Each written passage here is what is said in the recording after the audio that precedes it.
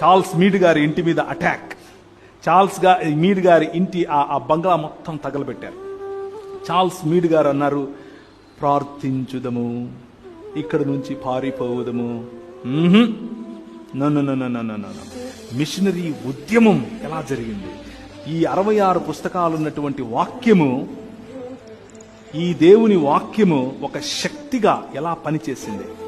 Charles Mead గారు అంతటితో వదలలేదు. దాన్ని మొత్తం కవర్ చేశారు. దాన్ని మొత్తం విలేకరుల ద్వారా కవర్ చేయించి పేపర్లలో ప్రింట్స్ వేయించారు. ఆ ప్రింట్స్ ఇక్కడ కాదు, లండన్ లో కూడా వెళ్ళాయి. ఎక్కడెక్కడైతే బ్రిటిష్ సామ్రాజ్యం విస్తరించిందో అన్ని చోట్ల భారతదేశంలో ఇటువంటి భయంకరమైనటువంటి యాంటీ హ్యుమానిటేరియన్, మానవులకు వ్యతిరేకమైనటువంటి లాస్ ఉన్నాయి, చట్టాలు ఉన్నాయి అని చెప్పుకుంటూ ప్రతి చోట అవి పబ్లిష్ చేయబడ్డాయి. లండన్ హౌస్ ఆఫ్ కామన్స్ అంటే ఈరోజు మనకు ఉన్నటువంటి ఢిల్లీలో ఉన్నటువంటి parliament. London house of Commons లో ఎంపీలు నిలబడి మాట్లాడుతున్నారు. అందులో ఒకరు మన కోసం నిలబడేటటువంటి వారు విలియం విల్బర్ ఫోర్స్ గారు.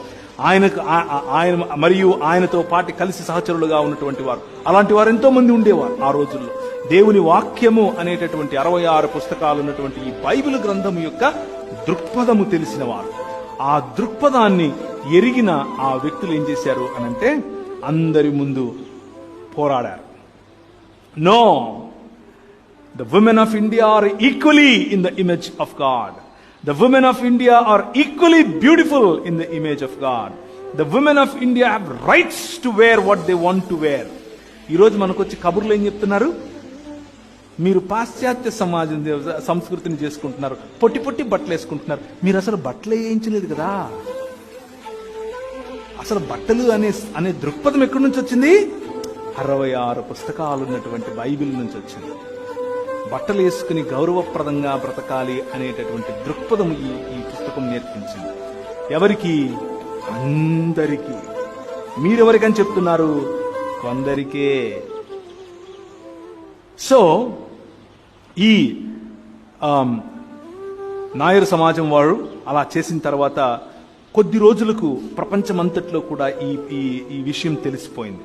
ఇలా జరుగుతోంది. అక్కడి నుంచి రాణి, అనగా బ్రిటిష్ సామ్రాజ్యానికి చెందిన రాణి ఒక లేఖ రాసింది ట్రాంక్ బార్లో ఉన్నటువంటి అధికారులకు. మేము మీ వ్యక్తిగత లేకపోతే మీ చట్టాల్లోకి జోక్యం చేసుకోవడం మాకు ఇష్టం లేదు, కానీ ఇది బ్రిటిష్ సామ్రాజ్యంలో ఒక భాగం కాబట్టి మిమ్మల్ని రిక్వెస్ట్ చేస్తున్నాం, ఇలాంటి అల్లర్లు జరగకుండా